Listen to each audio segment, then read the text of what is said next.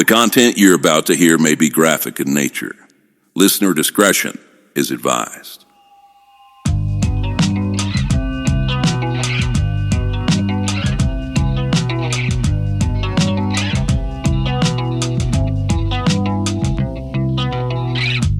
Oh, how I wonder what it's like to relax. See the sky down under. Hope my plans collapse.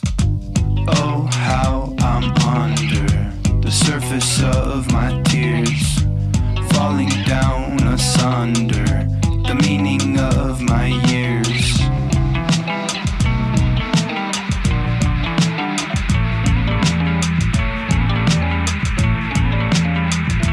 This is True Crime XS. You know, I sit down and I have these ideas about how episodes are going to go. And sometimes I feel like I'm putting too much information together because we're going to end up talking for hours. And sometimes I try and combine topics that I think they align in my head and they don't always align when I start speaking. But I wanted to get back to like some of the serial killer stuff that was going on. I'm just curious, going back to what you just said. Have you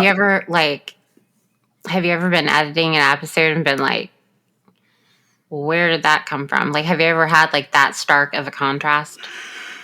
Yeah, like things we said or like information we put out there. I mean, like going from, you know, talking about something that might go with something else and it doesn't at all. It's rare, but it does happen. Like I tend to pick things. You want to know why that is? Well, go ahead. Because you have a great, like, I don't want to say like bullshit game because it's not really bullshit, but you have a great way of tying things together. Yeah. I mean, I think that, I think that's a skill when it comes to true crime. All criminal cases that are like, that we're going to be that we talk about, they have different things in common. They really do. But it could take some digging to get there. Yeah, like the way that you get my attention, like with an article or something, is you talk about a serial killer, or you talk about the death penalty, or you talk about a missing persons case that has like movement after many years of no movement. And like, I immediately like want to know more. And so some of the times I will see that like, oh, look, Asia Degrees coming out, and there's this thing about text messages, and then I'll see this other case that's more current, and like the key evidence is like text messages or something in their digital, you know, footprint that this person has left, and I will tie those things together because I think that like those two topics are linked in my mind and I can talk about them with you. And it is pretty rare that like I get to the end of something and I go, no, like I have to cut all this stuff out. But sometimes it happens. It seems like that has happened, but I can't really remember what it was. It seems like there's been like one, or it's not very many, but it feels like, you know, it just didn't take off. But usually we do pretty well. Yeah. You think there's like somewhere like I made too much of a leap or something in the topics? I think that there's been times where we like recorded and then I know a lot of stuff hasn't aired, but some of it's just timing. But I think we've had shows that we recorded that at some point, I think when I got off, I was like, yeah, that's not going to be a episode, and then it never was. I can't remember what it was though. I will say that like we had this trouble with our archive where it is kind of difficult for me to go back through and figure out what we didn't use, and I have had an inkling where I should hire someone at some point, and I can narrow it down and be like, from this time period, there's a couple episodes I want from there that are in the unused pile. But we used to so I think what's made the air is something like 310 or 320 some episodes, but we probably recorded more like 400. Yeah, probably. I don't know if it's that big a gap, but I think it might be. And then something happens, like something completely changes in the situation. That's one of the reasons I didn't cover Asia Degree early this year, because I know there was movement there. and we covered it like when the movement was happening, but then I got really confused by some of the paperwork that come out. And I've listened to other podcasts that have covered it and YouTubers that have covered it, and I've realized they're all getting it wrong. So I just was like, I don't want to be the one to also get that wrong because of like the hard lines they're taking. Delphi was like that for me. We recorded some over the years. We've talked some. A little bit of it has made the air, like when Delphi News happens. But the truth was, that case turned out to be a lot simpler than I thought it would be, and we didn't dig deep into that because in order to dig deep into it, you kind of had to make up a conspiracy. And Karen Reed is kind of similar that way. The Murdaughs were that way. Like we covered a lot of the Murdaugh stuff because we had questions that, honestly, some of my questions in that case have still not been answered. But I covered that because. That was the whole reason I wanted the podcast, was to be able to talk about things that like I had questions about. Even the case today that we were sitting here trying to figure out, like, do we put these two topics together or split them? And I think we ultimately are going to split the topics that we're talking about because they won't seem to be linked if we did it all in one. So we'll end up with 2 episodes. But there was a serial killer, and like he's going to get some, in my opinion, he's going to get some press time. And I don't think he's gotten a lot of press time over the years. They've kept him low key. It happens in a place where they kept it kind of dumbed down. Honestly, his name was terrible. Like his serial killer name was terrible. And like people didn't talk about it. But his case is so fascinating to me. And I think you said a couple of different true crime like documentary series have made him an episode or something.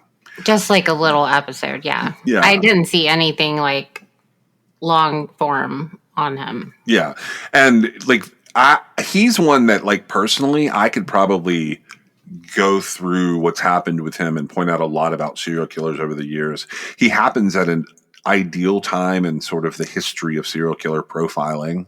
He has a lot of the things that we get wrong related to serial killers.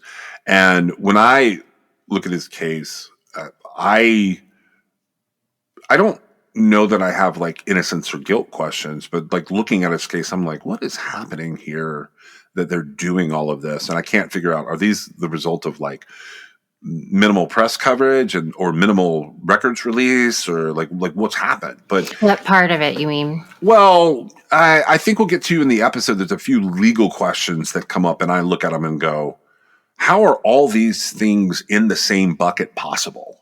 Like, his intelligence comes up at some point in here. And that was one I looked at and I went, what is going on there? Because I can't tell if it's like good lawyering or bad police or a mixture of the two things. And that like, he's honestly kind of a prototypical, erotomanic, serial killer in a lot of ways, because we kind of know his motivations from early in life if he's a serial killer. But again, he gets like lumped into one of those, like he either has this many victims or this many victims. And I look at it and go, well, how is that possible that they say it that way? Because another thing that happens with his case is like he has other victims that survive early. And like, in my mind, like you put those in the count, but I understand like people want to tag the murder victims onto it. And they say, those are the ones that we're counting. You said you had quite a bit to say about him, which is what ultimately led to us even doing an episode on him by himself. But the person that we're covering has activity going on because he was actually sentenced to be put to death. If I recall correctly, it was this weekend.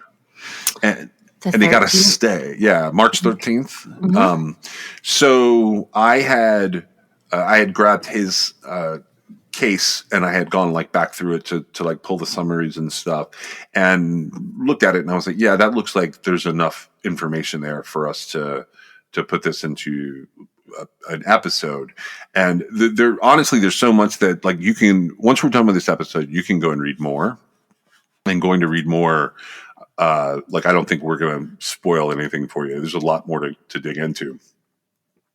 I will say he kind of leans against where have all the serial killers gone, although he's been in custody for a long time, and he's still alive, by the way, because obviously if he was going to be put to death, he's still alive.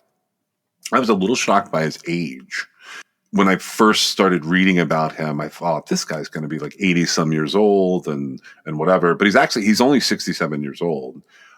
He was born June 20th of 1957, and putting all that math together, I was like, what? This guy's name is David Leonard Wood. He was born down in San Angelo, Texas, which is a place that you and I have covered for various reasons over the years. Missing persons cases down there. And we did a series with a family member from a murder down there that actually would have been in the same time frame that this guy was killing. We've had a number of reasons to kind of poke around in Texas. He's the second of 4 children when he's born June 20th, 1957. In the late 1960s, his father is a man named Leo Wood. He's another Leonard Wood, I believe. He moves the family into a nice neighborhood in El Paso, and he was working for a company that at the time was just called the El Paso Electric Company. And they were considered to be well off, but something was going on with mom. And dad did not have the best relationship with the children, according to like sort of the public side of all of this. Mom's name was Betty. And Betty, at some point in the 60s, had started showing signs of mental illness. And she argued a lot with Leo, with dad.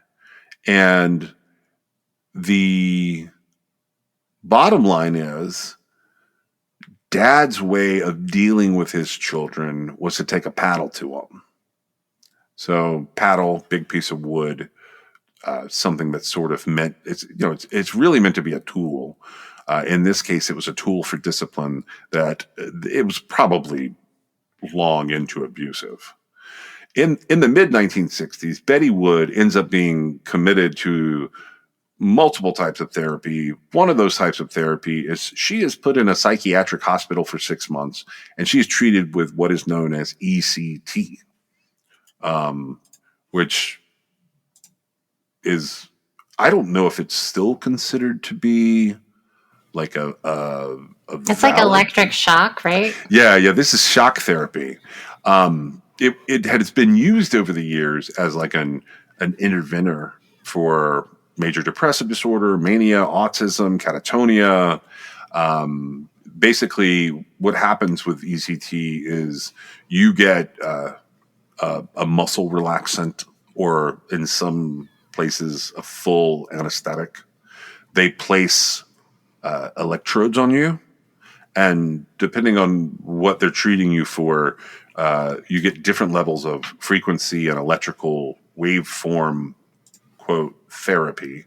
And I'm going to use that word very loosely because ECT and EST, so electroconvulsive therapy and electroshock therapy, I think, and I may be wrong, Are torture? I think they're a form of torture. I think they have less therapeutic value than we believe. I'm not a doctor. I don't pretend to be one. However, I will say that while I follow the idea that perhaps if you could just give your brain a jolt, it would cure your mental ailment, I don't feel like that's how any of that stuff works.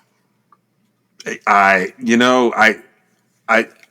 at things like defibrillators. Okay, we live in a world. Exactly. We live in a world where giving the heart a jolt of different, depending on what type of like heart problem you have, can save your life. Right. But I have little understanding of giving the brain a jolt in a way that like changes I just don't think it works that way. Well, ultimately, it doesn't work for Betty Wood. When she's allowed to return home after being released from the psychiatric hospital when the family lives in El Paso, Texas, she's prescribed drugs that she promptly begins abusing. I don't see a lot of specificity of how she's abusing them. I don't know if she's crushing things and snorting them, but you got to think 60s mental health drugs. It's not having a great effect on her, and it's not having a great effect on the family. Her mental health goes downhill rather than being stabilized and like her coming back to the family. So the parents are basically dealing with each other, and obviously he's working, she's got other things to do, so they're not really paying attention to the kids. So at some point in time, David Leonard Wood and his siblings, which there are 3 of them, they're all sent off to live with relatives. At one point, they end up in New Mexico, and they even are spending time in foster homes, which is the strangest thing to me when you have 2 parents. One parent is at least capable, if abusive, and the end result is 4 kids end up going into foster homes. But it happens here, and it does have an effect on the entire family. From an early age, the way that David Wood is described is basically like he has anxiety and an extreme form of ADHD. So whatever's going on with him is recognized enough by outsiders that he ends up being admitted to a hospital, and he ends up having to undergo medical treatment. But what shocked me about that is they're doing this to him in his very early elementary school years. So he's in the 1st grade when they put him into a hospital and they give him medical treatment for some level of mental malady. And he has to repeat the 1st grade of school. And over time, while they do recognize something's going on with him, they don't ever really get a good balance for him and what type of classes he should be taking and what should be going on. So he loses interest in school. He has terrible grades and basically doesn't show up in school. So he has to repeat the 1st grade, later repeats the 3rd grade. He also has to repeat the 9th grade. And like in pretty well published interviews, he has admitted that somewhere early he started touching girls and feeling sexual attraction towards girls. He even, by his own claim, lost his virginity at age 12. So that's going to be 1959 before the family even moves to El Paso. In the early 1970s, David Wood he's an outdoorsy kid. But the reason that he's outdoors appears to be avoiding authority, and he gets pretty deep into alcohol and drugs. Now, they don't specify what drugs he gets into, but in 1974, at the age of 17, he ends up quitting a high school known as Parkland High School. And I think we've talked about Parkland High School for a couple of reasons over the year. This is a high school in El Paso. Among their notable alumni are 2 NFL players and David Leonard Wood, who was only there for 3 years while he tried to complete the 9th grade. And then he quits. And in 1974, he's 17 years old. He's still a freshman. So think about that for a second to give you an idea of his timeline. He attempts to get into the Army, and the Army says, "No, we're not interested in you." Because of that, Wood starts to do odd jobs and a lot of manual labor over the next 3 years. So that's sort of David Wood's childhood, in my opinion, because by the time we pick back up with him, he's going to be 19 years old. Now, this is where he gets interesting to me in terms of serial killers. He is pretty documented as having been a little bit of a sexual deviant. I'm going to say this because I'm not being any kind of sympathizer for people or anything like that. But my thinking is, if you're 17 and having trouble with the 9th grade, something is going on.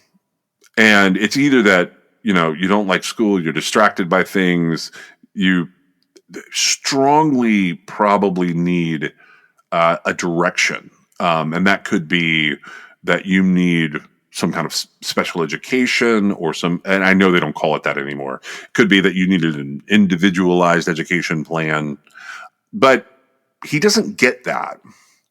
And on August 30th of 1976, David Wood is arrested and he's charged with what today would be indecent liberties with a child. The allegations are that he was engaging in sexual activity with a 12-year-old girl. And how old is he? He's going to be 19 when this is happening. So, I look at that and I don't want to sound like some kind of sympathizer. 19 years old is a weird time to suddenly find yourself on. And I know this is not literally on the registry, but just because of like the age and the time. But when I pulled up his crimes, so to speak, he's very clearly got something seriously wrong with him. And I thought it was going to be like maybe we could misinterpret this and he was trying to have a relationship, but it clearly was undercharged. Does that make sense when I say the words undercharged? Yeah. I believe he violently raped this 12-year-old girl and tried to pass it off that he had been having sex with her. And I think everybody looked at it and went, well, he's kind of slow. He did the first grade twice, the third grade twice, ninth grade a couple of times. Although I don't know if I completely believe that for some reasons that we'll get to later, in terms of him actually being in a deficit intelligence-wise. I think he just wasn't focusing on what he probably should have been focusing on. And he had some early signs that, like, I guess it could be at first a sex addiction, and then it becomes this power dynamic that he includes the sex problem with. But he rapes a 12-year-old girl, and he's given 5 years in prison at 19 years old. But he doesn't serve very long. He serves 2 years in prison, and on December 28th of 1978, he's granted parole and released. So if you take into account the time it took for him to get a conviction, which is going to be in 1977, he's not like really being told don't do that by the system. He's only being told if there's a witness, you're only going to get a year and change. So in March of 1980, so we had 19-year-old David Wood in August of 1976. We're fast forwarding a couple of years here. He's released in 1978, like a little more than 2 years later.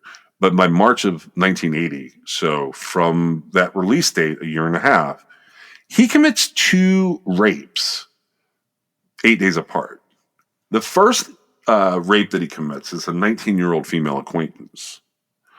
But the second rape is the interesting one. He rapes a 13-year-old girl that he does not know. So he commits both like a kind of a date rape or acquaintance rape and then a stranger rape in basically a week. At this point in time, he's found guilty. And he is given a 20-year sentence. But by all accounts, his behavior as an inmate is sort of exactly what you want for a person who is growing from this 23-year-old kid with like a serious violence, power, sex problem into, what's going to be a habitable, rehabilitable member of society. He goes under several programs that they offer in Texas that at the time seemed to be appropriate for him for sex offender rehabilitation. And how long do you think he serves of this 20-year sentence? Well, not long enough. Yeah, I would agree with that. He served 6 years. Yep. Yeah. And January 14th, 1987, I think these are like all like holiday remorse type paroles. By the way, I meant to mention that to you earlier. Like, it's always like Christmas or New Year's, he's getting parole. But January 14th, 1987, he is again granted parole. So at this point in time, what we know is he has 3 violent sexual assaults. But he gets out and he returns to El Paso. And he finds work. He works doing manual labor. He learned some aspects of being an auto mechanic, although I feel like the description of him as an auto mechanic is a bit of a stretch. Maybe an oil change tech would be a better description of him. He finds a job at a furniture store, but he starts hanging out at different bars and nightclubs. Specifically, he starts hanging out at topless bars, which is probably not the best environment for somebody who's had to go through several sex offender rehabilitation programs. I would say that I don't feel like he ever was being rehabilitated, nor did he even pretend to be. But yeah, it wouldn't be a great environment. But it's exactly the kind of environment somebody who gets punished, takes their punishment, goes back out and does the same thing again would do. After he gets out in 1987, Woods starts hanging around with bikers. And by bikers, I mean members of motorcycle clubs. And for some reason, I believe it's like from his time in prison, the way that they describe it, he gets sort of infatuated with the concept of being the bad boy. He has long hair. He's apparently relatively charismatic. He has a lot of tattoos. And not only does he start hanging out with members of motorcycle clubs and being acquainted with them, he becomes a member of one of those motorcycle clubs. And this makes him relatively popular in 1987 with teenage girls and the young women who are hanging around the motorcycle clubs. He is said to, during this time, have had quite a few women who are interested in him and multiple girlfriends and multiple, teenagers who are sort of fawning over him. And one of his roommates is described as being from this group of people. I find this kind of fascinating because I don't think we see this type of person in a motorcycle club, but I think everyone kind of thinks that David Leonard Wood type people are in motorcycle clubs. Does that make sense? Yeah.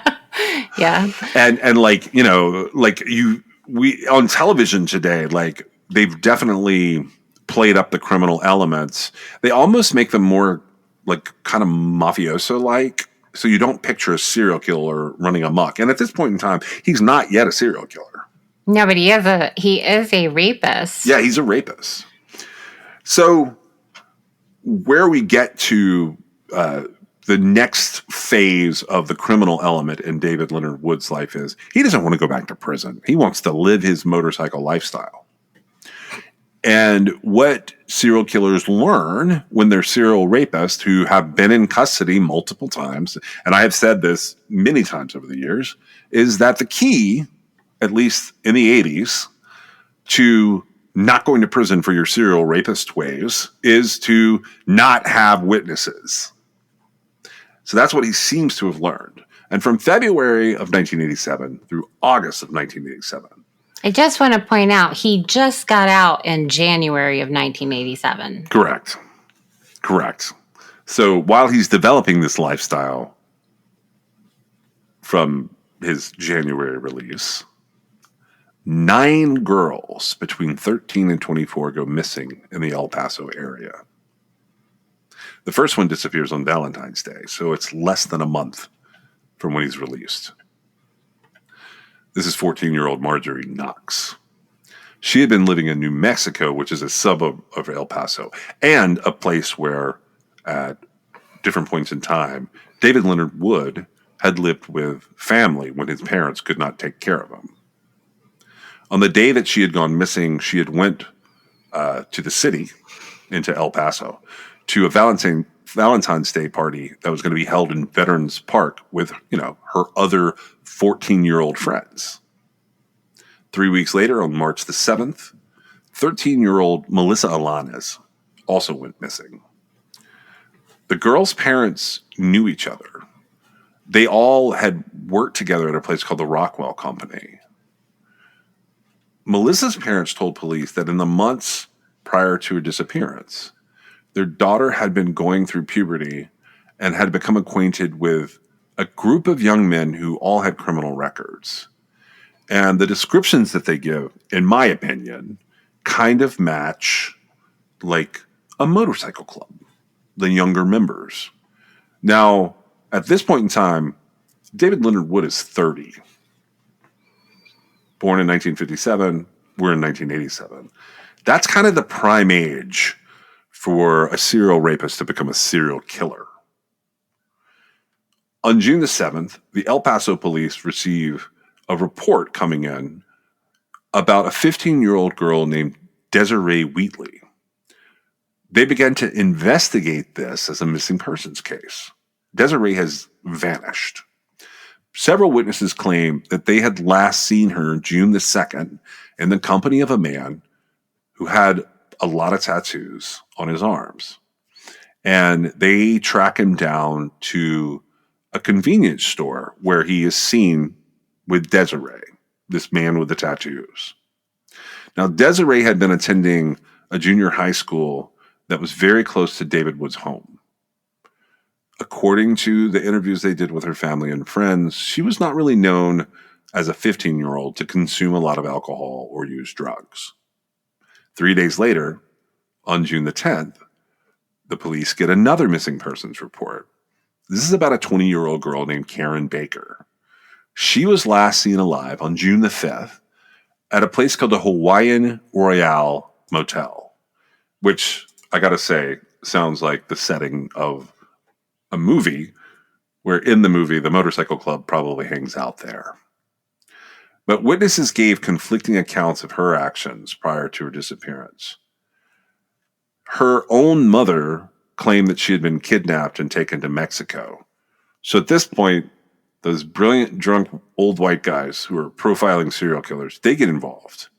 But they're mainly there to investigate whether or not 20-year-old Karen Baker has been kidnapped and taken to Mexico. And I have to say, 20-year-olds being kidnapped and taken to Mexico is much rarer than people think it is. Usually it's younger people and a parent is involved. We've had a number of those cases pop back up where recently we're starting to find people who are in other countries and it really was a parental abduction all along.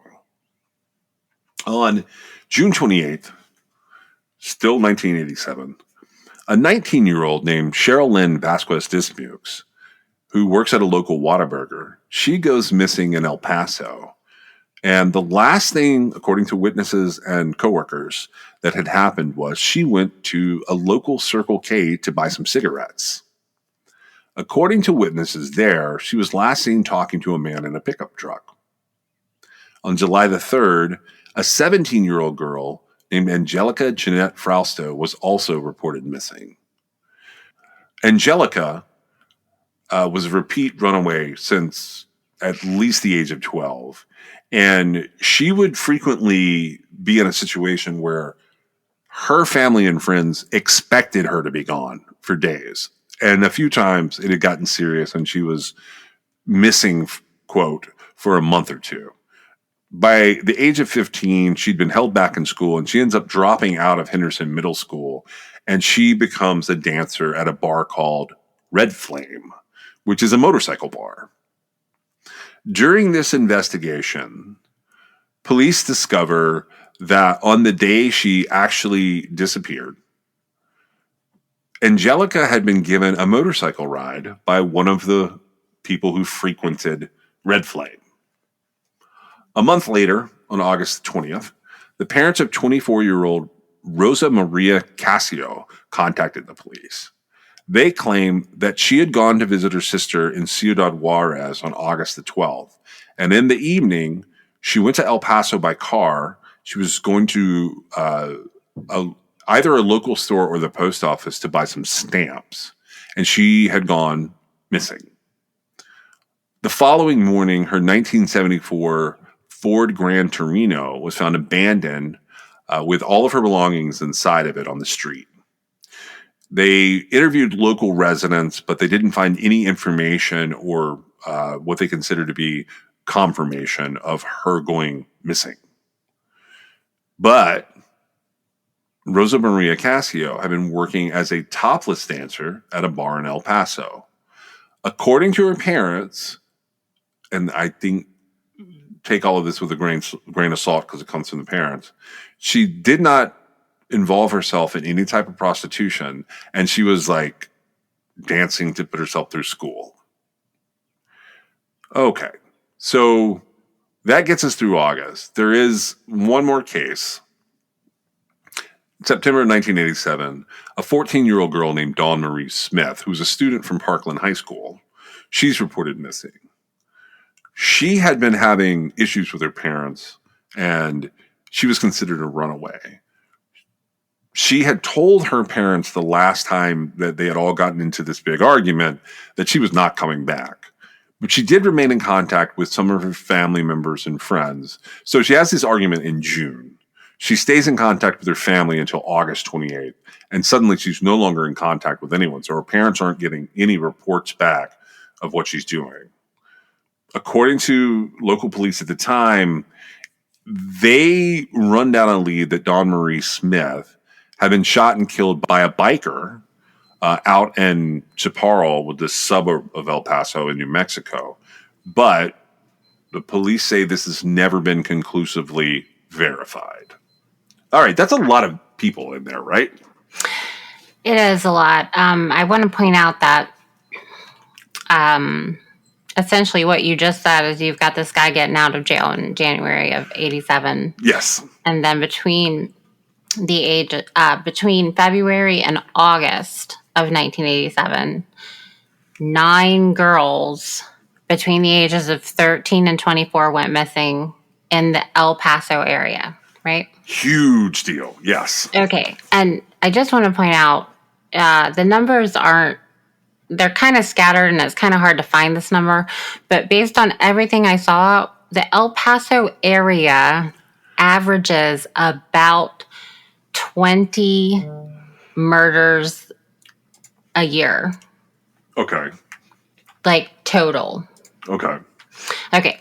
And so 9 young ladies being missing in a,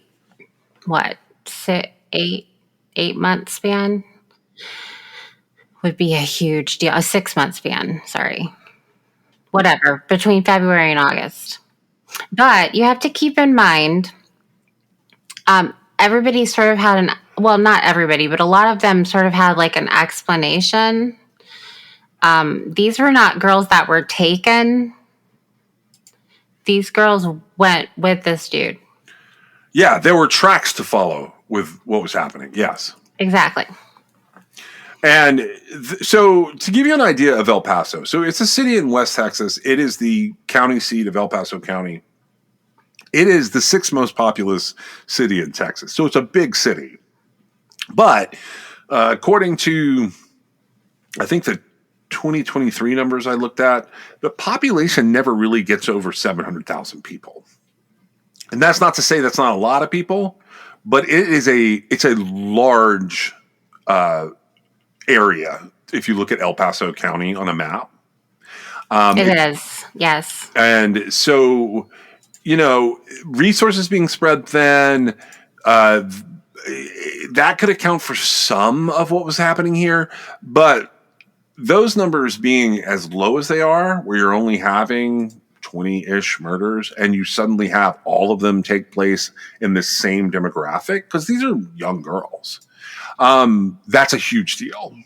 I thought so too. And I was wondering because now this is all in retrospect, right?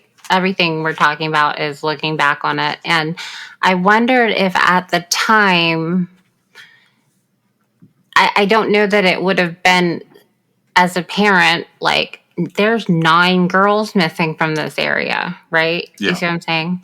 And so I feel like it's something that we can easily say, like, oh, why didn't somebody notice that? But at the same time, it may not have been the case, like, when it was happening. Yeah. And so I will say this. Okay. everything that we're talking about basically puts us in September of 1987. So, for all intents and purposes, David Leonard Wood has only been walking free again for 9 months. But we have had these 9 disappearances, and they don't remain disappearances forever in terms of being off of police radar. And I will say that, like, I believe some areas with jurisdictional confusion or geographic confusion, like, it's like very probable that half of these murders would never be linked. And like, if he had just gone outside of El Paso County with some of this, he potentially could have kept doing this for a while. But that's not what happens. September 4th, so around the time that Dawn Marie Smith is being reported missing, El Paso water utilities workers, they find the remains of Rosa Casio. She is in a shallow grave that's just northwest of the city out in the desert. Police are called to the scene. They call it a crime scene, and they set up a perimeter. And while they're setting up the perimeter, they discover that there's a shallow grave nearby. So you've got one set of remains. Okay, this for this 24-year-old girl that they found, and you know, she's been missing since August 20th that they know of. Like, there's some ambivalence in exactly when she went missing, but it's sometime between the 12th and the 20th she stops contacting her family. Well, this shallow grave, it's going to hold the remains of Karen Baker, who went missing June the 5th. So we have 2 bodies, based on the crime scene reports and what the cops are saying. They're found in this area that's, you know, less than 300 feet apart. Family members are going to identify both of them by their clothing and personal items that are found with the body. They tentatively rule that Rosa Casio has been strangled. The reason they go with this is the way that her jaw has been broken. It's been broken in 2 specific places. But with Miss Baker, she had been in the ground so long, and it's Texas kind of summertime heat from June to September. They can't determine her cause of death because of the body's advanced state of decomposition. I think that her hyoid bone was broken as well, but maybe I could be wrong. I actually had heard that, but I couldn't find it in writing anywhere. I think I must have heard it in television on a television. Maybe because the implication there was that she had got, you know, it was a physical confrontation, right? Which is, it's a little bit odd that they would say that they couldn't tell how she died. I guess they were saying, because I saw it visually too. I guess they were saying that, like, whatever cracked her jaw didn't kill her, I guess. Gotcha. Because her jaw was broken substantially. Yeah. And I actually saw like a picture or something. I don't know. I remember thinking, though, it seemed like that would be enough to say she died from blunt force trauma, but maybe, I'm not a doctor. Maybe they realized she wouldn't have died from that. But I think her hyoid bone was broken as well. Yeah. That sounds right to me. I don't know, like, exactly, but the outcome, because I don't think I've seen an autopsy report released on the initial one. I looked for it briefly, couldn't find it, and I kind of went, all right, well, we're gonna put these guys over here. 2 weeks later, September 19th, El Paso police get a tip from a woman named Judith Brown. She lives in the area, and she's known to police. The way that they talk about her is she's a local sex worker. They call her a drug addict. I don't know if I think all of that stuff is tied together for her. But we'll just say she's in some ways tied to the local criminal element. So she says to the El Paso police that between July 26th and August 7th, she narrows it down to this period of time, she had met a young man who lured her into his pickup truck saying he was going to give her a ride. But according to her, when she was describing how to get to her apartment building, he misses a turn. He explains he's going to take her back, but he's got to go see his friend. So he stops at an apartment building, goes inside, and when he returns a few minutes later, he has a rope hanging out of one of his pockets. She claims that the man then drove her to another section of town, which is towards the desert, but the opposite direction of where her house was. And he gives her this story. The story is that there's a shipment of cocaine that's been buried out there, and he's got to pick it up. He stops the truck, he gets out, and he tells her to get out. He pulls a blanket and a shovel from the back of the truck, and then he ties her up, and he anchors the rope to the vehicle. He's holding her at gunpoint during this time. He steps away, he digs a hole in the ground, and he then sexually assaults her. He attempts to strangle her, according to her story, but he couldn't finish strangling her because some people came up. So then he drags her deeper into the desert, according to the story. He holds her at gunpoint again, and he again sexually assaults her. But more people go by, and he ends up leaving her there and running away. So after she finishes telling police this, she is able to give the police a rough location of where these things took place. She's asked to look at a photographic lineup, and what she's handed is essentially pictures of multiple criminals who have been convicted of similar crimes over the years. And one of these men in the photos is David Leonard Wood. And she tells the police that that is the person who attacked her. Moving forward from here, so this is September 19th and the days after she's like giving this story and the police are checking it out.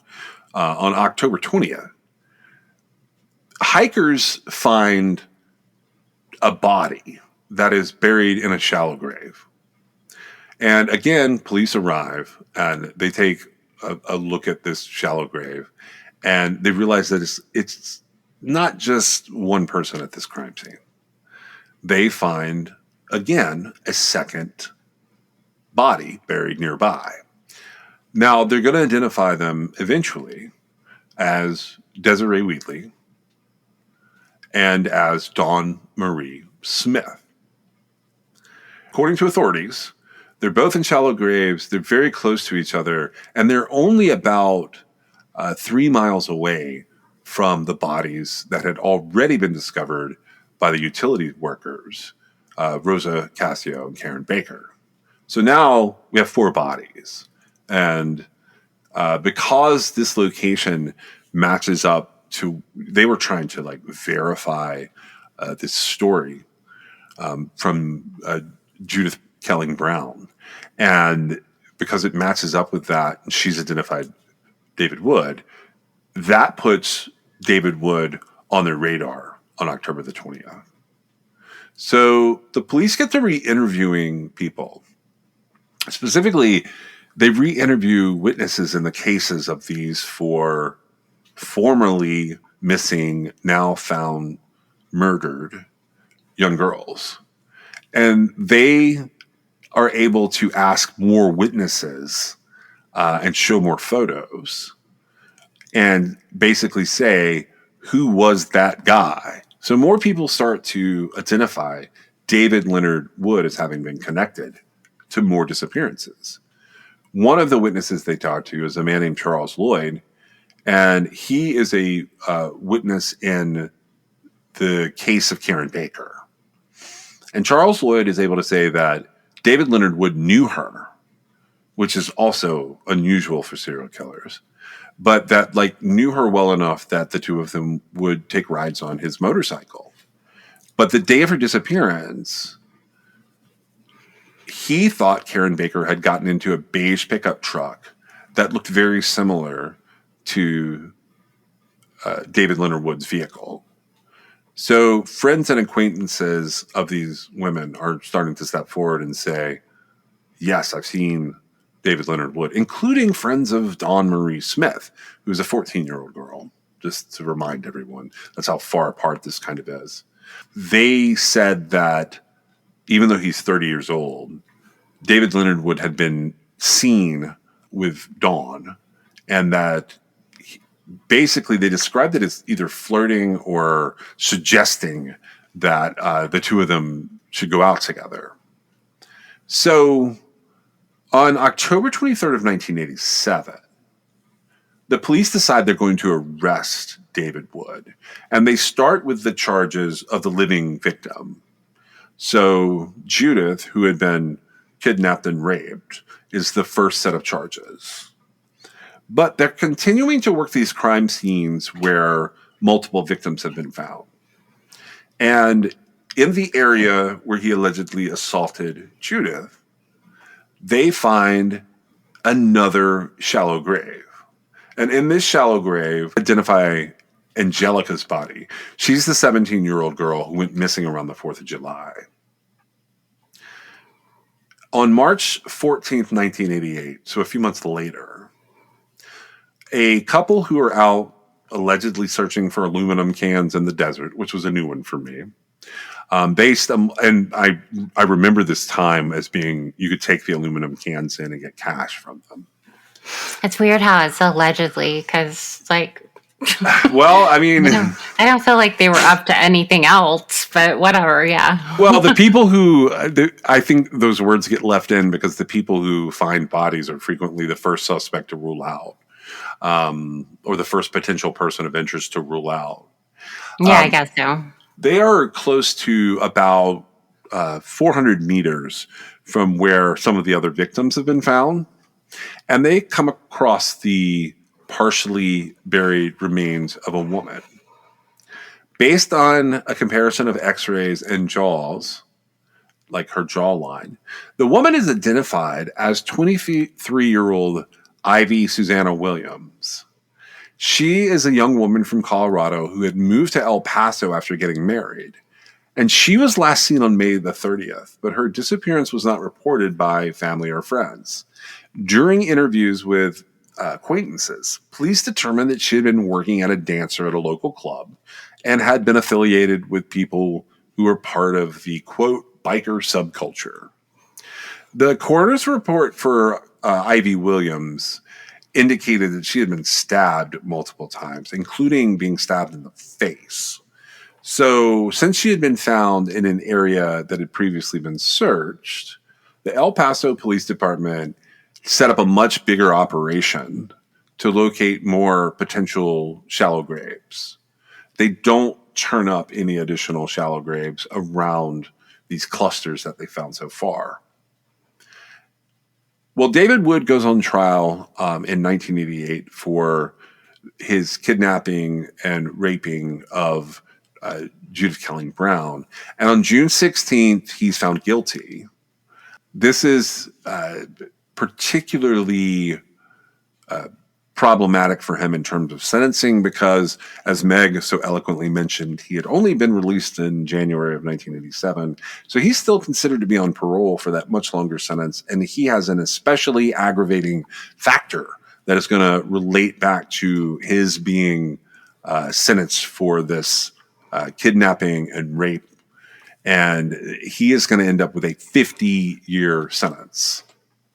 So that's kind of how he's apprehended.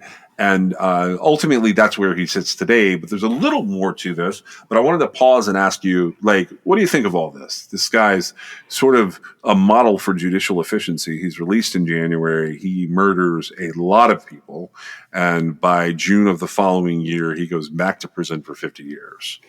Well, that's certainly, that would be judicial efficiency. He's also an example of why violent crimes started being taken so much more seriously because of the recidivism, obviously.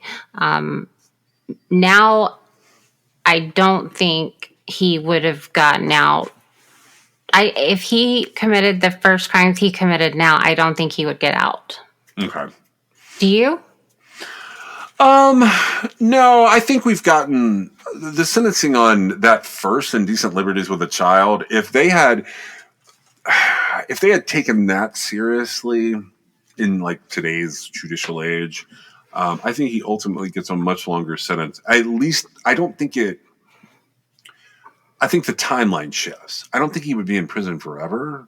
But if they had called that what it was, I don't think it's going to be an indecent liberties with a child. I think it's going to be the rape of a child in Texas. Right, which would get him 12 to 15 years minimum, right. Which shifts all of these timelines around because all of this is happening before 1987, basically. So if you go back and look at him being 19, I don't know how much it changes that first conviction or the second conviction, but I don't think he's doing 2 years and a couple more years. I think he's probably doing between 5 and 10 years on both of those, if not more.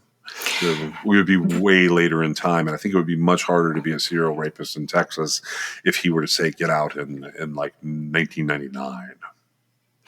Oh, definitely. For sure. Yeah. But I mean, he also would have done a whole lot more time. I mean, he's not getting a whole lot of time for these crimes. Yeah. To begin with. And I wonder, either he was like, well, I don't want to witness. I don't want to go back to jail. Or he was like, I'd like to just go ahead and kill because it doesn't seem like I'm going to get much of a punishment anyway. Yeah, I've always had the theory that like that's kind of in the background of a lot of these killers that have I think the key is like that they're so close together, but also, and that's like geographically and in time they're close together. But also, I wonder if like it starts out where he gets out, he commits that first sexual assault, and has to decide what to do with the witness. He has made up his mind. He's going to go dig a hole and put that witness in that hole. I've wondered if he does not get even more of a thrill since he's clearly committing the rape for some self-satisfying purpose. Does he then also get this bigger thrill from it escalating into murder? And that's why they can't get off on the rape anymore. They have to do the murder. With one of the victims, I know that she was buried alive. Yeah. And so he didn't actually kill her, right? Right. He just buried her, and that killed her. But, of course, he would be responsible for that.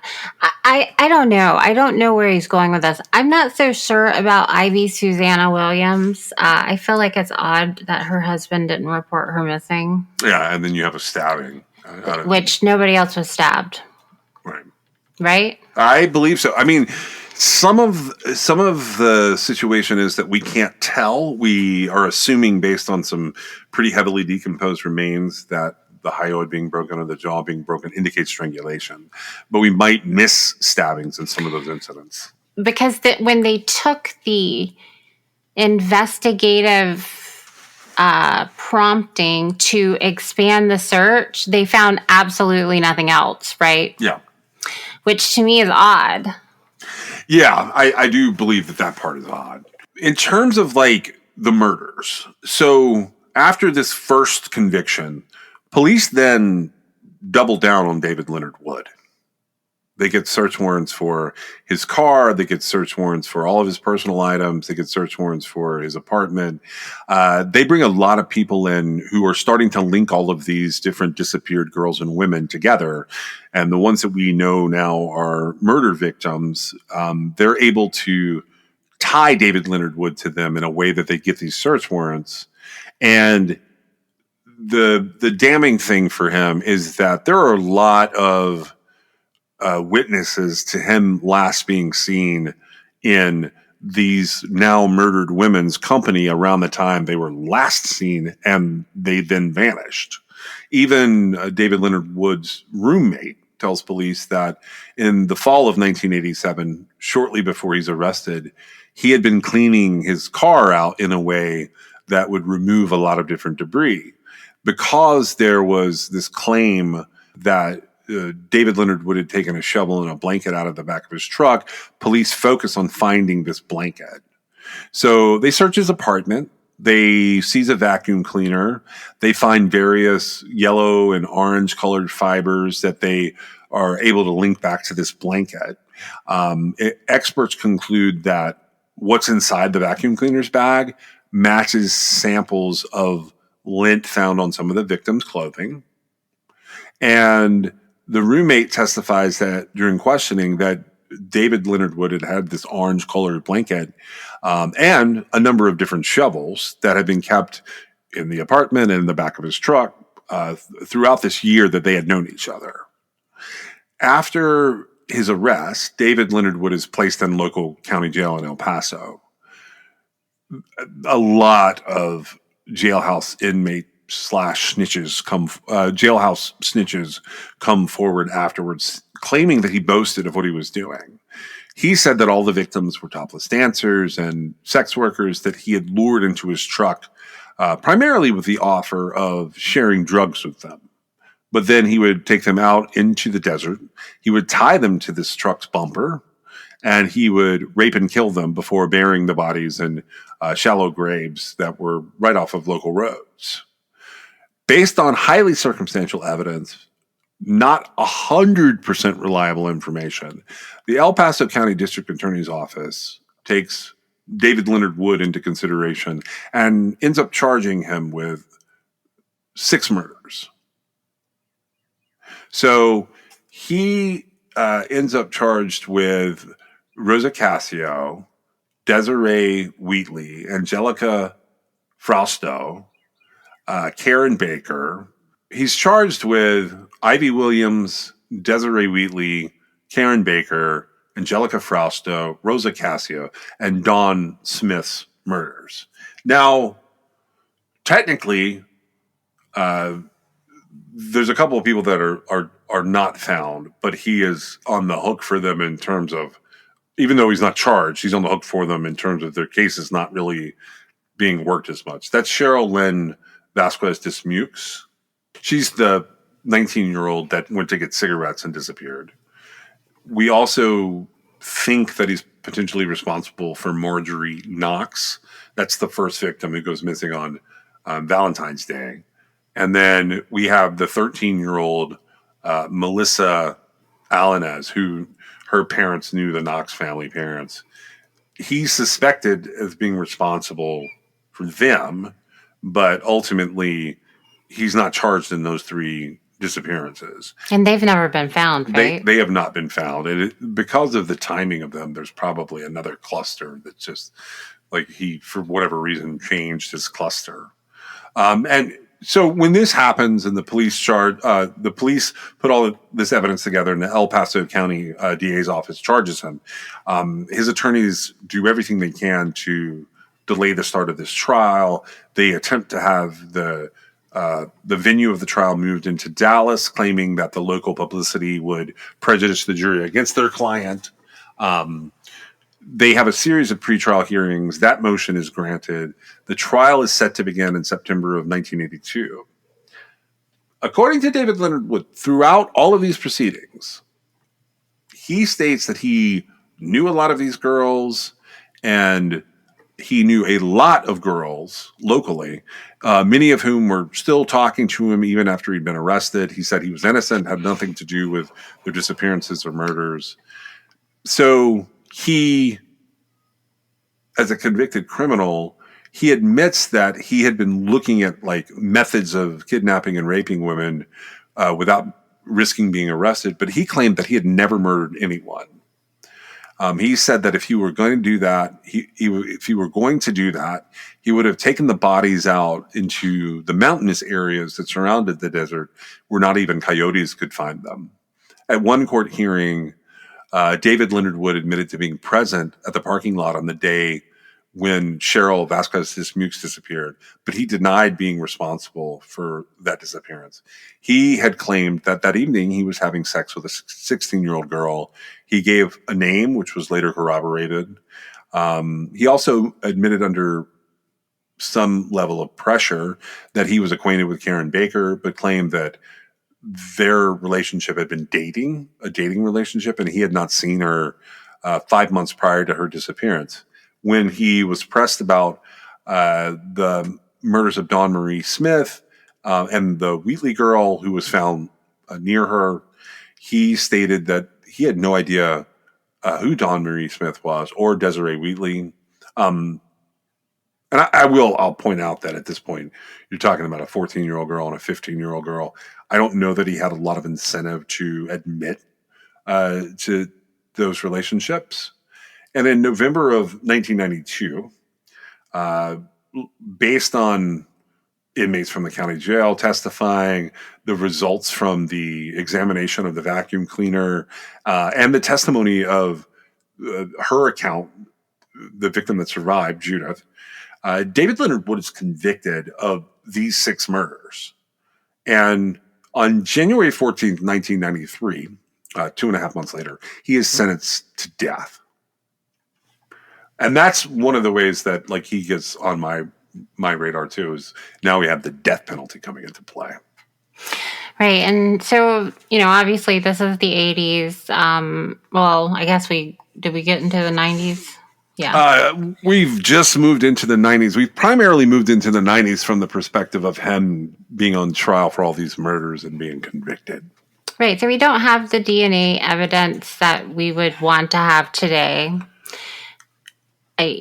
That's mainly because of, I think, it's just it wasn't there. Circumstances of the bodies. Yeah.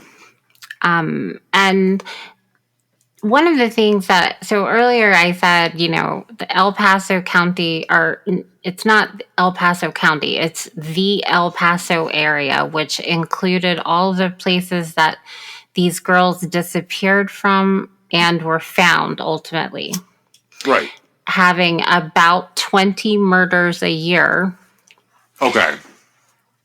Keeping that in mind. Now that's an average over like 60 years. So, but it's a very low murder rate. Okay. Right.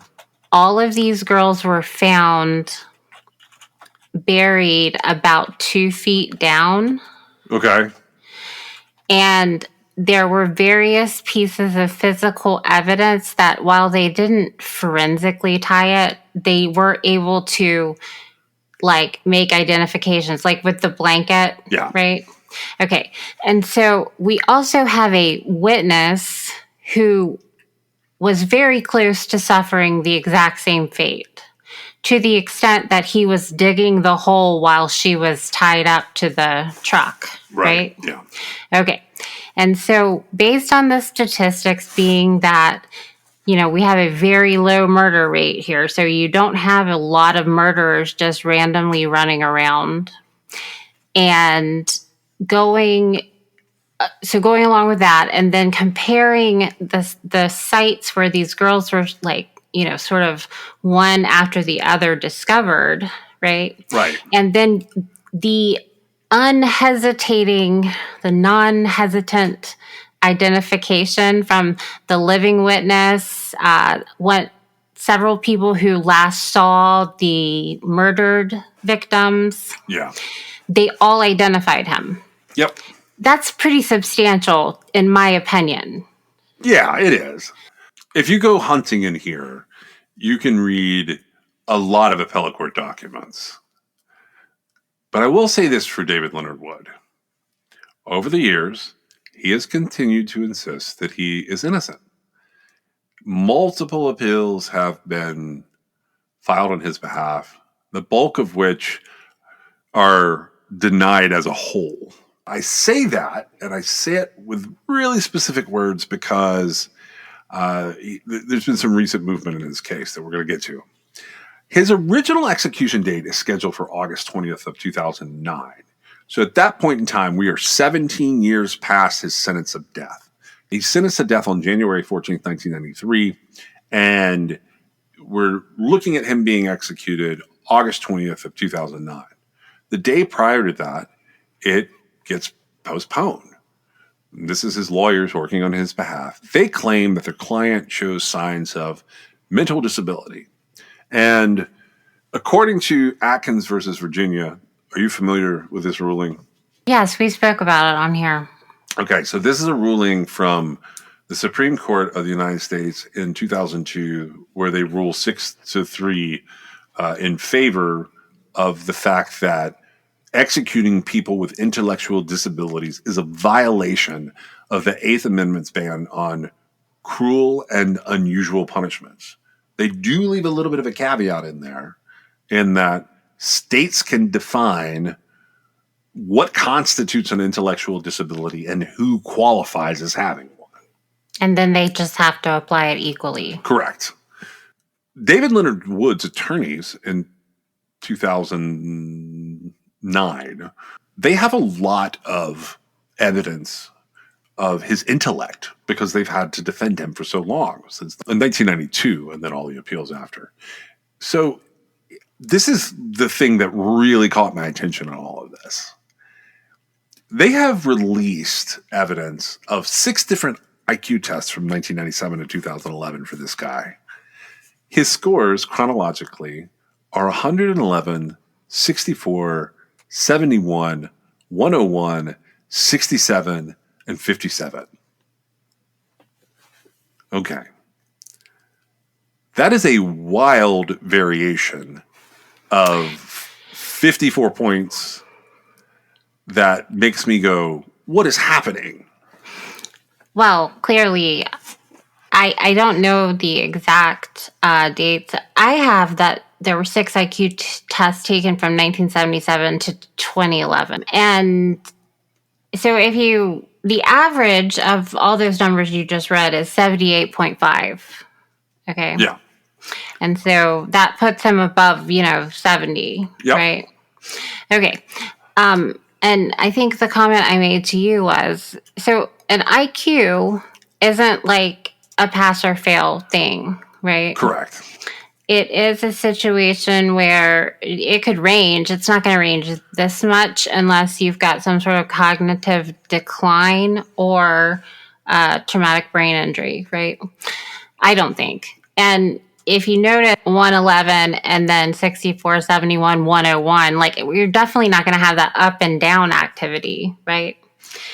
Right. It's going to go one way or the other. I would say that, you would have, most people probably have cognitive decline as they age. Some people may not, but the only thing I thought about was he told the witness that survived that he needed to go out into the desert to dig up some cocaine that had been dropped off. Yeah. And I didn't really think much about that because obviously that was a ruse, but I wondered how into drugs he was. And whether or not the substance abuse disorder could... And how that would affect his IQ, right? It depends on the timing of it all. I mean, I don't think it would be a real true affect, but if you had been binging on cocaine for a year, and I'm not saying you're literally binging straight through for a year, but if you had been using a drug consistently for a long period of time, then potentially you could potentially cause one of the tests to be skewed. But the thing is, him having all these tests over 1977 and 2011 is largely because he is being convicted and incarcerated during those times. So I was going to say, it seems to me like he's not out long enough for them to, you know what I mean? Because I don't think he's binging on cocaine in prison, right? I mean, I guess he could be. It depends on... Well, and the other thing, though, would be... And I don't know a whole lot about this. I don't know, how much difference... Because he wasn't getting, really harsh sentences to begin with. So I don't know how much difference, having a low IQ would have made in those non-capital cases, right? Right. But... And depending on when these tests were taken... He would have no incentive to take the second one and get a 64 on it unless he was specifically trying to bring down his IQ so he wouldn't be put to death. Right. And so why is it low, right? Well, so one of the things that comes up in the course of this going through the Texas courts, there's a 2014 review of all of this, where they do look at it and go, okay, maybe like they've stayed his. Essentially, in 2009, they've stayed his execution date. So by 2014, that wraps up because he clearly is not going anywhere. So there's no reason for them to rush through it all. And the Texas Court of Appeals points out that they have questions about how these tests were administered. They also have quite a few questions of how they're being categorized and how they're presented to the court, because they end up being categorized by age group. So they would show a person's development appropriate to his age at the time of the testing, but they did not provide documentary details about which versions of the tests that the younger David Leonard Wood was taking. And ultimately, they rule that the forensic psychiatric findings, which are brought in kind of en masse for this appeal, are overall questionable. They question the psychologist's methods for examining and assessing David Wood's adaptive functioning. And they essentially rule that while they do have questions about his intellectual capabilities, they cannot find this wide spectrum where he's averaging, I think you said it was 78.5. 78.5 over 6 tests. Yep. With as low as a 57, which is apparently a 2011 test, and as high as a 111, which is apparently a 1977 test. That's not a data set you're going to get without some sort of outside influence. Like I said, a TBI or like early onset dementia or something like that. Right, because you're not going to be able to bounce around like that. But the court essentially rules that the attorneys failed to produce clear and convincing evidence of his alleged intellectual impairment, which would allow him under Texas law to be qualified as a mentally disabled offender, which would basically say that executing him was cruel and unusual punishment. So the court says, no, that's not really happening in 2014. That does not stop David Leonard Wood's attorneys. It just stops them from arguing that he has an intellectual disability, which I have all sorts of questions about, like how everyone arrives at this, like the lawyers in the first place, and how the court looks at that and doesn't make a more clear ruling that he's probably feigning something in the test. Like this has got to be some kind of malingering, right? I just can't figure out why he would have started that if the tests are spread kind of equally. Right. I think the whole concept is, I think a lot of it is it's tactical, and it's maybe not made up, but it's not as impressive as they were trying to present it to be, right? In that it's, all those bad tests were like all together at once, right? Right. Or whatever. And anyway, the other thing is, if you are an attorney, a defense attorney who you were dealing with this type of situation where you have a man that's going to go to death row, you would figure out an accurate way to argue that. Yeah, I tried to dig through like intelligence quotients test to determine if there was some kind of sort of evolution of the testing that would account for some of this. But the truth is there's so many different IQ tests available during this time period. If we just narrow it down to the 34 years they're talking about, there's so many different tests available that, and if you really want to go down a rabbit hole on this, it's not as true crime related, but there are wide variations between the, say, 10 or 15 types of tests that are still available today, where sometimes people will score a 90 on one particular test, but 120 on another test, or they'll score 125 on one test and a 90 on another test.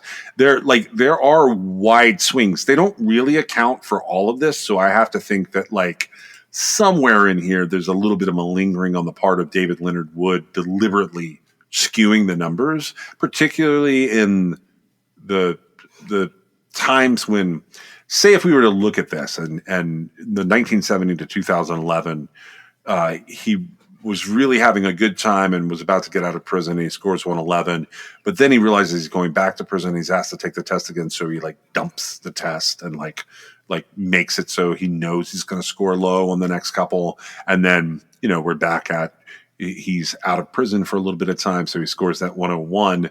And then the last two tests are really taken in the early 2000s as he's trying to like pad his appeals. I could see something like that happening. I don't know that somebody at a 111. Who takes that many IQ tests? Well, that's another thing about all of this. This is really him taking the number of IQ tests that only a criminal trying to appeal his case is going to take. Right. It's not a great launching point. Right. So I don't think. So after this happens in 2014, they pivot and they change their approach. So in 2016, we get a new post-conviction appeal out of attorneys representing David Leonard Wood. This is to have his sentence overturned and a new trial scheduled. Their basis for this is that they believe DNA testing would change the outcome of his case and that it would prove that David Leonard Wood did not commit some of these crimes. So the El Paso District Attorney's Office gets dragged into this, and they provide a shirt from Dawn Marie Smith. It's a shirt that she had been wearing at the time of her death, and testing done much, much later had discovered that there were biological traces from a male contributor on her shirt. And they provide other items. They provide the pantyhose that Angelica Frausto was wearing. They provide her jacket and pieces of her hair. They provide Desiree Wheatley's hair. They provide a blood-stained knife that had been found in David Leonard Wood's personal possessions that were seized with those initial search warrants after his conviction for the kidnapping and rape case. And prosecutors had flat out stated they believed that particular knife had been used in the murder of Ivy Williams, that's one of the cases that you question because it was a stabbing. And I think it's smart on the part of prosecutors to do that. They're like, why did he switch? Well, he got a new knife. Also, all of this occurred in a period of 9 months or less. So, maybe he just switched it up because he wanted to. Well, plus she was older too. Right. And so they are kind of going toe-to-toe, they being the El Paso County District Attorney's Office. They're kind of going toe-to-toe with David Leonard Wood's attorneys. And it ends up that the attorneys demand that documents concerning two acquaintances of Wood, a man named Salvador Martinez and a man named Edward Dean Barton, be unsealed because at the time, both men had been considered as potential alternative suspects in the killings. Well, they're acquainted with Wood, fine. Ultimately, in 2022, a judge denies this whole appeal, and the Texas Court of Criminal Appeals agrees with it. At this point in time, in the middle of all this, a new execution warrant is issued, and a date is set where David Leonard Wood is going to be executed, March 13th of 2025. This is to be carried out in the Huntsville unit's death chamber. But on March 11th, that execution is stayed, meaning while the courts had ordered his execution, the branch of the appellate court says, we're not going to do that right now. Right, and it's postponed indefinitely until they make a different decision. Correct. So there's an article in El Paso Matters, which is, you can find it at elpasomatters.org. A guy named Robert Moore wrote it up on March 11th. It just said Texas's highest criminal court on Tuesday blocked Thursday's scheduled execution of David Leonard Wood, the man sentenced to die for the 1987 deaths of 6 girls and young women whose bodies were buried in the northeast El Paso, Texas desert. The unsigned order was issued per curiam by the Texas Court of Criminal Appeals, meaning it was done in agreement with a majority of 9 judges. Judges Mary Lou Keel and Gina Parker disagreed with the decision, but Judge Burt Richardson, who has handled Wood's appeals at the trial court level since 2011, he abstained from participating. But the judges outlined the issues raised in the latest appeal. They did not list a reason for the ruling. They said the court stay will remain in place until further order. Who abstained? Judge Burt Richardson, And why? he abstained because he used to be a district court judge and he was in charge of the appeals for David Leonard Wood. It would I be see. perceived as potential bias. Right. I got you. I thought, for some reason, I thought you said that he had previously represented him. No, he had He was previously the handled presiding. the appeals. Yeah. I got you. So my understanding was he was the judge in those cases. I don't believe he was one of the attorneys Yeah. Okay. That based on makes the sense. paperwork. But somebody could easily find a piece of paper and prove me wrong on that. No, that makes sense. I mean, obviously, he didn't take part in the decision. There was, it's a 9-judge panel, so you've got one that recused themselves, and then you've got 8, and so 2 dissents and 6 agreed, right? Yeah, 6 becomes the majority. And he goes on to state here, I don't know why they keep doing this. It's like they're playing a game. This is a quote from Marcia Fulton, who is a Northeast El Paso resident whose 15-year-old daughter, Desiree Wheatley, is among those killed in 1987. This is the second time that Texas Court of Criminal Appeals has stepped into Blackwood's executions just days before he's to be put to death. This order was issued less than 48 hours before Wood was to be executed by lethal injection in Huntsville. And he puts the document in here if people want to read it. It's at El Paso Matters. Just search David Leonard Woods. There's several articles in here worth reading. It talks about like the movement of the trial and the first execution date, and sort of his history of sex crimes, which we've been over all of this. But the bottom line is they decided that as of right now, they're not going to execute him. Right. I think it has to do with, I saw on some of the requests for DNA testing, something was happening where the defense was dragging their feet. The defense or the district attorney? It was the defense. Okay. Which is, that's bad, right? But yeah. they had dismissed it based on, well, they say it's, the defendant dragging his feet, but there was a lot of nuances to the situation. You have to keep in mind, so it's not actually the defendant, it's people representing him. And the death penalty, the death date, the execution is something that can't be undone. Correct. And so I haven't read all of the information in this case, but I feel like they did the right thing. And I feel like somebody needs to step in and get this testing done. I'm not really sure what the issue is, except perhaps it's not as much, like there's not as much possible evidence as they thought there was or something. Somebody's dragging their feet for some reason though. Yeah. And it's weird. And I don't like that. And it seems sketchy because just do it, right? Either just do it or try to do it and say we couldn't do it. So that's that, right? Yeah. And whatever's happening there though, it's not, it doesn't even appear to be on the up and up. But you have to get to a point where, the court has to act. I feel like staying the execution was the right move. The order was like 3 pages long, so they didn't get into a whole lot of details. And the dissenting voices did not write anything. No, there's really not a lot of details in this stay. Basically, what this stay is, in my opinion, is we're going to come back to this one. Right, and I feel like it was the right call. I unless I see some DNA that shows otherwise, I would say what I have absorbed from this case, there was some pretty substantial, unbiased evidence that this dude was responsible for at least all the ones he's convicted for, possibly a couple more, right? I think so. And so the living witness, the crime rate, the way they were disposed, it's almost like he was setting himself up like a memorial graveyard. It was freaky. Yeah,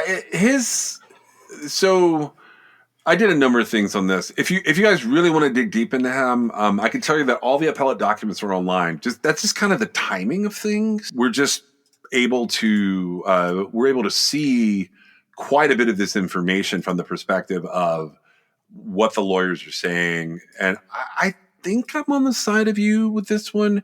I will say he's an interesting prospective serial killer for a number of reasons. He's convicted. He's been sentenced to death. Everything takes place in really tight timelines and geographic areas. If it's not him, it's got to be somebody else from like the local, probably the same gang. If that makes sense. I was gonna say like possibly, but like how do you?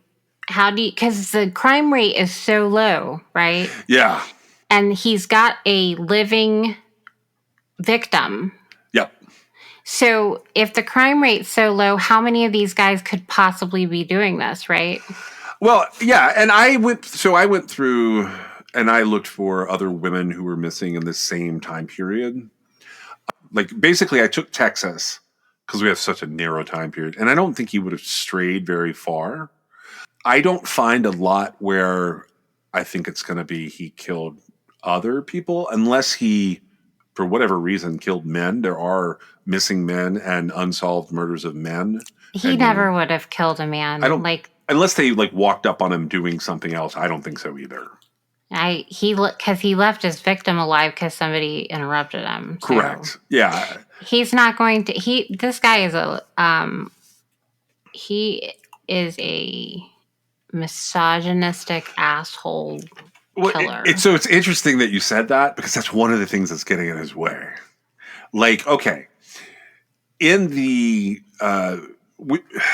process of like trying to get someone declared innocent or get them the new trial, whatever the lawyers are doing, they filed a pretty massive petition for Satorian. So that's when you're taking things to the United States Supreme Court. And that would have been after, in this case, it happens in 2023, but it's really about that ruling that he's not an intellectually disabled person.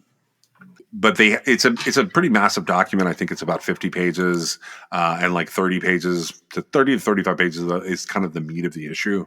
One of the people that talk in that document is a guy named Dr. Thomas Allen.